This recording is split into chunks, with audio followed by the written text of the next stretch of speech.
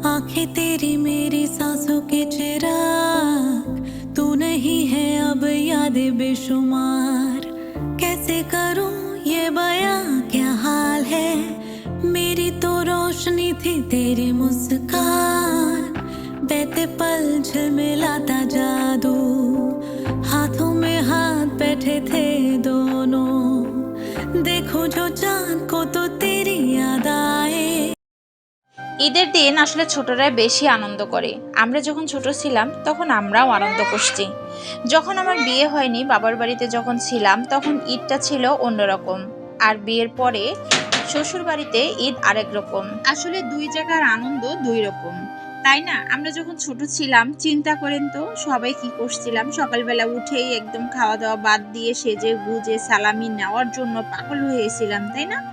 আমরা সবাই কাছ থেকে সালাম করে সালামি উঠাইতাম, কেউ না দিলে মনটা খারাপ হয়ে যেত। আর এখন বড় হয়ে গেছি, বিয়ে হয়ে গেছে, সালামি চাইতে লজ্জা লাগে, তাই না? আসলে জীবনটা এরকম। যাই হোক, হ্যালো এভরিওয়ান, আসসালামু আলাইকুম। আমি প্রিয়া অন্য একটি ব্লগ নিয়ে আপনাদের মাঝে হাজির হলাম। আজকে ঈদ, সবাইকে ঈদ মোবারক, সবাইকে ঈদের শুভেচ্ছা জানাচ্ছি এবং আমার বাসায় ঈদের দাওয়াত জানাচ্ছি। যারা আশেপাশে রয়েছেন চলে আসেন আমার বাসায় চায়ের আড্ডায়, চা খেতে খেতে গল্প গুজব হবে। আর এই তো সকালবেলা উঠেই একদম, এখন বাজে 7টায় উঠে সবাই একদম নাস্তা খাওয়া দাওয়া আমাদের শেষ। সেমাই তো কম্পালসারি বিষয়, সবার বাসায় আজকে সেমাই রান্না হবে, পায়েস, সেই সঙ্গে রুটি বা পরোটা।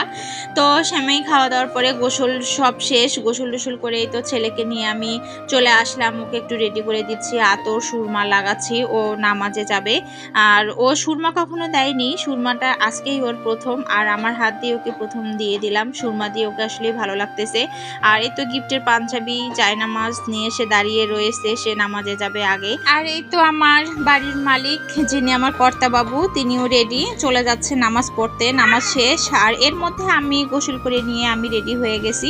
এখন আয়ানকে রেডি করাচ্ছি, তার মধ্যে নামাজ শেষ হয়ে চলে আসছে তার বাবা। এখন সালাম করার সময়, এখন সবাই সালাম করবে যেহেতু নামাজ শেষ না। আর আমি সর্বপ্রথম আমার হাজবেন্ডকে সালাম করছি, সালামি পাইছি মাত্র 100 টাকা, খুব কিপটা।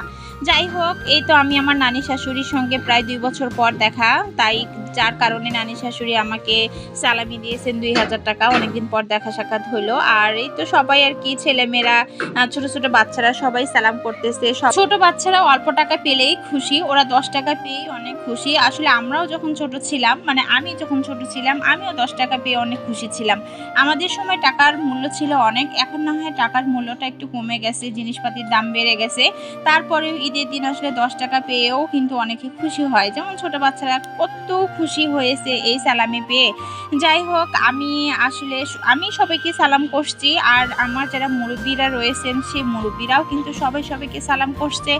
আসলে সালাম করা হারাম না হালাল এটা সম্পর্কে আমার কোনো বক্তব্য নেই, যেহেতু আমার ফ্যামিলিতে মুরব্বীদেরকে সালাম করে আসছে, আমি দেখে আসছি, তাই আমিও সালাম করি।